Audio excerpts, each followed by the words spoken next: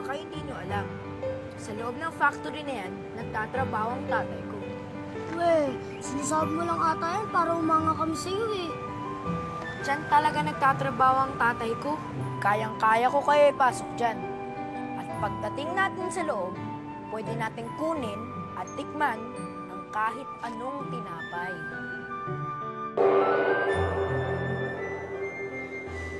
Wow!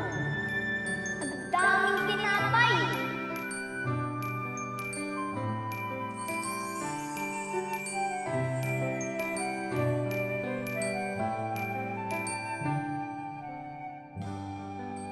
Bobet, gusto kong makapasok sa loob.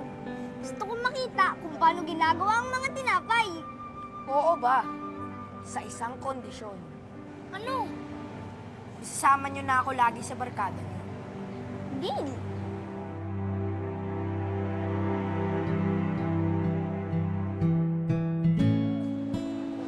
Anong nangyari sa'yo, Bobet? Ano nangyari mga bata? May problema ba? Kuya, sa loob ng factory nagtatrabaho ang tatay ko. May mahalaga lang ako sasabihin sa kanya. Oo nga po, kuya. Maawa na kayo sa kaibigan ko. Ganun ba? Anong pangalan ng tatay mo para itawag ko sa loob? Cesar po yung pangalan ng tatay ko. Manager po siya dyan. Si Sir Cesar. Sandali ay tatawag ko sa loob. Tara na, pasok na tayo sa loob. Ha? Itatawagan pa raw si kuya. Wala ako kanya yan. Lagi akong pumupunta dito. Pinabayaan na ang factoring pupuntahan natin. Luma na ito and almost in shambles. Ibinenta sa atin ito ng may-ari dahil nalulugi na siya. He gave up. But with a clear vision, planning and hard work, may babangon muli natin ito. Michael, hindi ka na naman nakikinig. Balang araw magiging iyo ang lahat ng ito. Pero wala kang pakialam. Tumingin ka sa akin kapag kinakausap kita.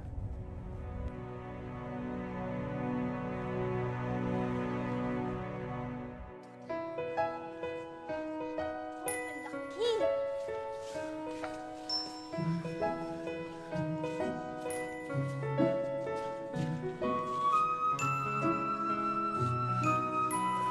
Halika dito, halika.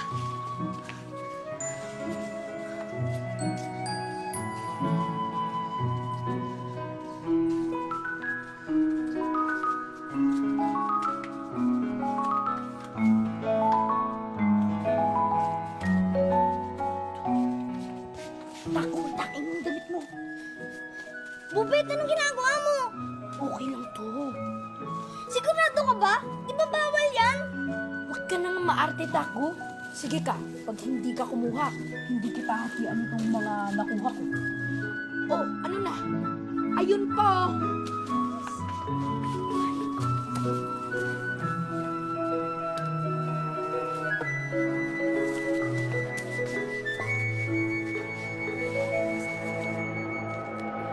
Hoy! Anong ginagawa niyo dyan? Takbo! Takbo! Okay lang!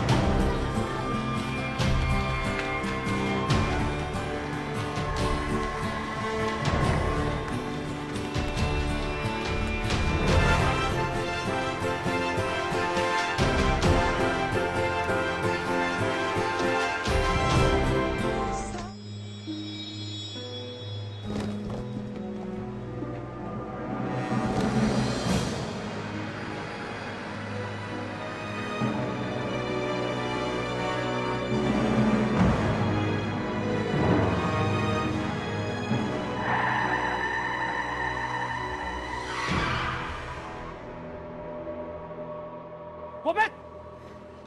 Ang bato ka lang ang ginawa mo, ha?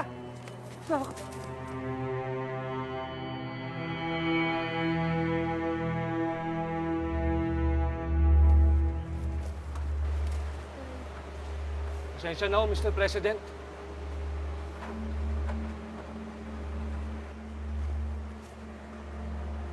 Okay ka lang ba, bata? Ayos lang ho. Ayun yung mga tinapay, oh. Magnanakaw siya.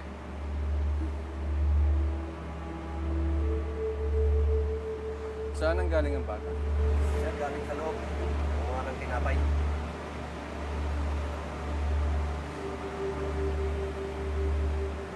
Napakabata mo pa. Magnanakaw ka. Hindi po ako magnanakaw. Ang akala po namin, okay lang po kumuha ng tinapay. Sinungaling! Kumukuha ka ng bagay na hindi mo binayaran? Di ba pag nanakaw yun? Pasensya na, sir. Hindi na po maulit. Talagang hindi na mauulit. Dahil, Henry, tumawag ka ng pulis.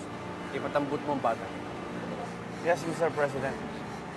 Mr. President, wag po! Parang awan niyo na po! Huwag niyo po akong ipapapulis! Gagawa-gawa ka ng pagkatapos hindi mo ito kaya na. Hindi po ako takot makulong. Naaawa lang po ako sa nanay ko. Ako lang po ang kasama niya. Wala na pong magbabantay at magtatanggol sa kanya kapag nawala na ako. Mr. President, parang awan niyo na po. Sige, hindi kita ipakukulong. Pero dalhin mo dito ang nanay mo. Kailangan malaman niya ang ginawa mo.